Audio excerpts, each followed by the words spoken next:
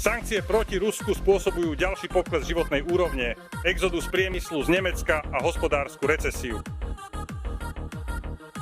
Výsledná migrácia spôsobila väčší nedostatok bytov, zvýšený štátny dlh a nenávistné demonštrácie a násilie v našich mestách. Národné štáty ako Maďarsko sa postavili za záujmy svojich občanov. Maďarsko a Slovensko pochopili, že skorumpovaná Ukrajina dostane 50 miliárd eur. Poľsko, Maďarsko a Slovensko blokujú dovoz nebezpečného obilia z Ukrajiny. Rakúsko a Maďarsko sú zodpovedné za pristúpenie Ukrajiny, ktoré občanov bude stať 189 miliárd eur. Občania tejto krajiny už majú dosť biedy a dosahujú veľké víťazstvo pre strany proti Európskej únii a proti imigrácii.